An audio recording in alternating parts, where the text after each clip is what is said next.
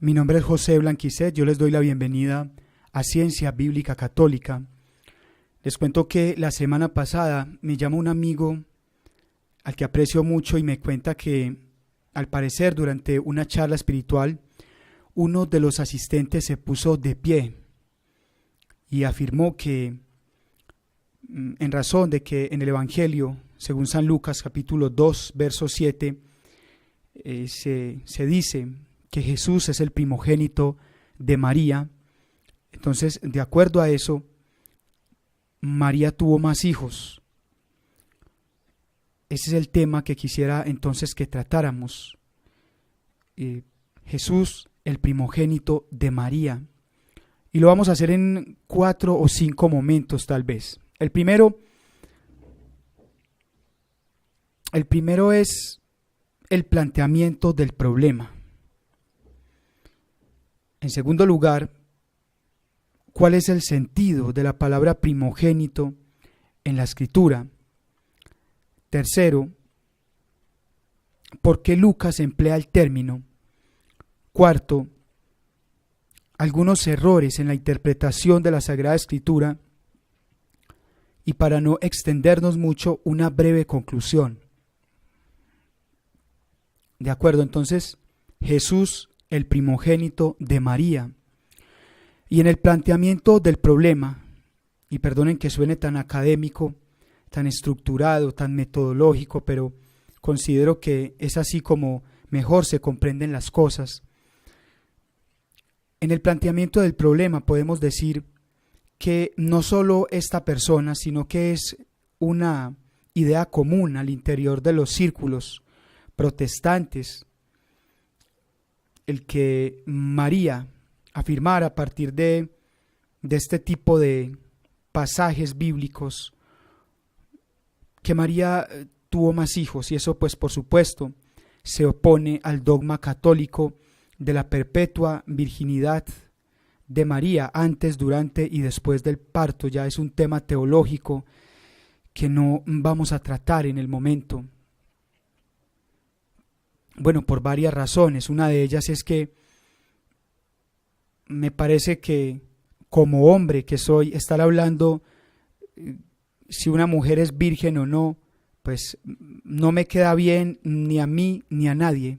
Entonces evito ese tema lo más que se puede. ¿De acuerdo?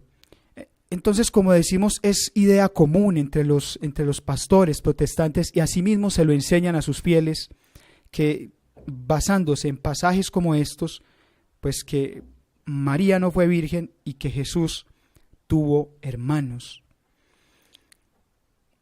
Esa es la primera parte, el planteamiento del problema. Vamos a pasar a la segunda, el sentido de la palabra primogénito en la Biblia.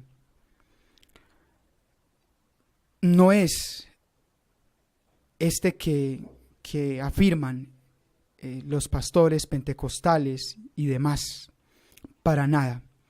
En la Biblia el término primogénito tiene un sentido de orden legal, jurídico, más allá del concepto estrictamente biológico del primer nacido de una mujer. De hecho, designa más bien un título honorífico. El primogénito es el que tiene ciertas responsabilidades. El primogénito es aquel que tiene deberes, derechos. Es el que administra el patrimonio de la familia. Entonces, ciertamente va más allá de lo que se entienda tan escasamente en ese pequeño versículo. La primogenitura en la Sagrada Escritura, si nos vamos, por ejemplo, al capítulo 25 del libro del Génesis, esa famosa historia de Esaú, Jacob, el plato de lentejas, pues vemos cómo la primogenitura se vende. Efectivamente, Esaú vendió su primogenitura y Jacob se aprovechó de la circunstancia, el hambre de su hermano, y adquirió los derechos del primogénito, aun siendo que Esaú fue el primer nacido. Otros ejemplos hay. Recuerdo en el primer libro de Crónicas, en el capítulo 5, verso 1 creo, se dice que Rubén perdió la primogenitura porque,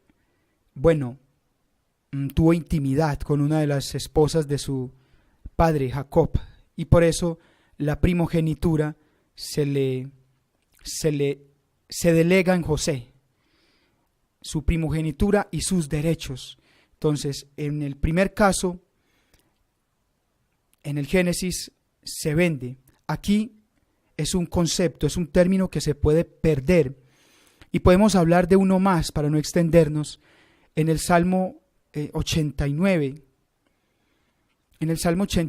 verso 27, si mal no recuerdo, pues allí es el Señor Dios el que otorga la primogenitura como un favor.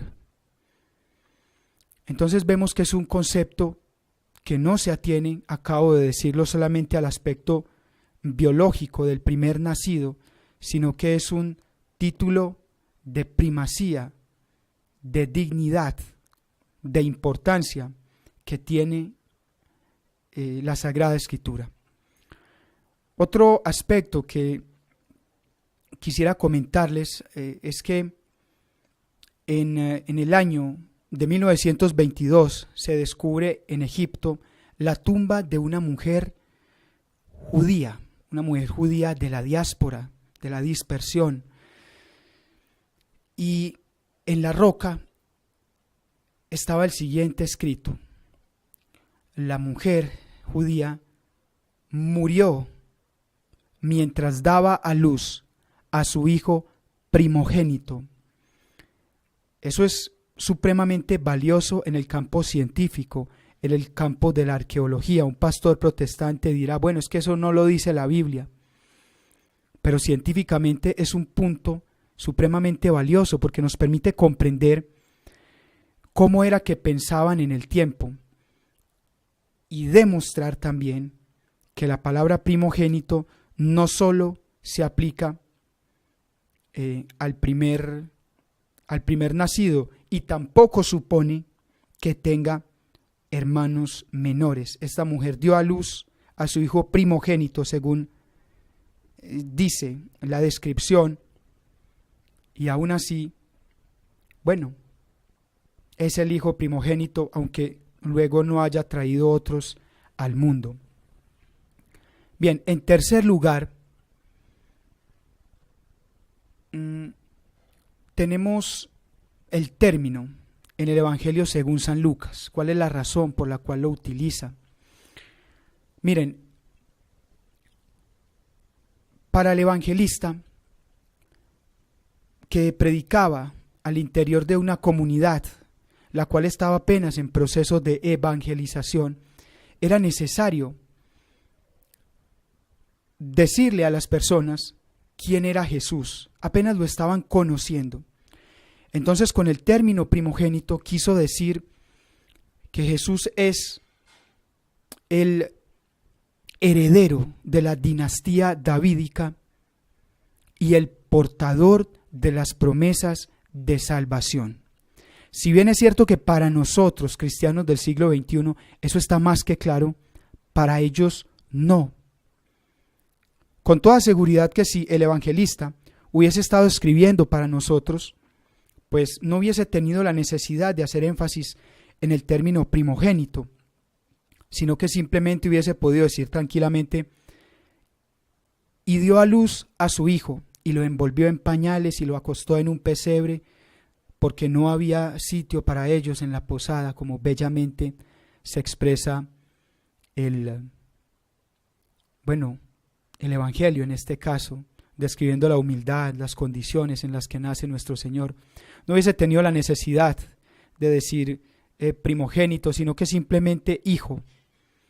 Pero como estaba en proceso de evangelización su comunidad, por eso necesitaba hacer énfasis en esa palabra para que ellos comprendieran la realidad de la persona de Cristo. Hay algo que también me gustaría compartirles brevemente, y es que ya muy rápido, acá en la Biblia de Jerusalén, la que yo utilizo, es una Biblia entre pastoral y de estudio, bastante buena. De hecho, en la nota a pie de página señala que primogénito es un término del griego bíblico, el cual no supone la existencia de hermanos menores, sino que es utilizada por el evangelista para subrayar la dignidad y los derechos del niño. Entonces, bueno, afortunadamente esa Biblia está al alcance de muchas personas. Bien, vamos a continuar con el cuarto punto. Miren, algunos errores en la interpretación de la Sagrada Escritura. No es solamente ahí en el que se sacan deducciones tan apresuradas por la lectura de un versículo. De hecho, en la epístola a los Colosenses, en el capítulo 1, verso 15, se dice que Jesús es primogénito de la creación. Jesús es primogénito de la creación. Entonces, nuestros hermanos de la iglesia pentecostal, del grupo de los testigos de Jehová, afirman que, de acuerdo a este texto, pues Jesús es una creación más.